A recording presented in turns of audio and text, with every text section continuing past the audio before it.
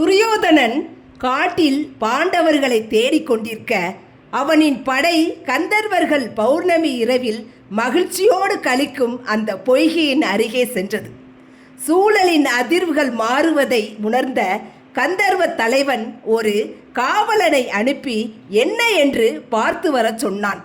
அவன் அங்கே இருந்த ஒரு மரத்தின் மீது ஏறி என்ன நடக்கிறது என்று சுற்றி பார்க்கிறான்.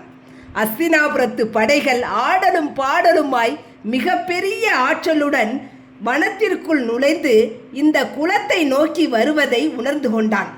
அவன் நேராக அந்த படைகளை நோக்கி செல்வதற்கும் படைகளோடு வந்த சகுனியும் கர்ணனும் கந்தர்வர்களின் தூதுவன் போல வந்த அந்த காவலாளியை சந்திப்பதற்கும் சரியாக இருந்தது.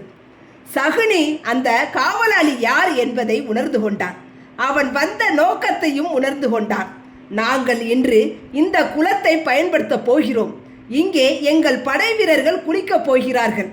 நினைத்ததை செய்து மகிழ்ச்சியாக இருக்க போகிறார்கள். நீங்களும் உங்கள் கந்தர்வ கூட்டமும் இங்கிருந்து விலகிச் செல்லுங்கள் என்று சகுனி பேசுகிறான். உங்கள் படைபலம் ஏதும் எங்களிடம் செல்லுபடியாகாது என்பதை நீங்கள் உணர்வில்லையா? இது பௌர்ணமி இரவு, கந்தர்வர்கள் பூஜை செய்யும் நேரம். காலங்காலமாக இந்த குலத்தை நாங்கள் பயன்படுத்தி வருகிறோம் என்று அந்த காவலாளி சொல்ல சகுனி பதிலுக்கு பேச அங்கே ஒரு கைகலப்பு உண்டானது. அந்த காவலாளி கடுமையாக தாக்கப்பட்டு அங்கிருந்து விரட்டி அடிக்கப்பட்டான். அவன் நேராக கந்தர்வர்களின் தலைவனான சித்திரசேனனிடம் சென்று நடந்ததை சொல்கிறான். சித்திரசேனன் வந்திருப்பது யார் என்பதை உணர்ந்து கொண்டார். சகுனியிடம் மரியாதையாக பேச்சுவார்த்தை நடத்துகிறார். நீங்கள் யார் என்பதை நான் நன்கு அறிவேன். இது எங்களுக்கான நேரம்.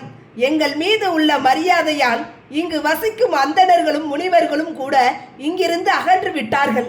நீங்களும் அதுபோல சென்று விடுங்கள் என்றான். அடடா, அப்படியா செய்தி?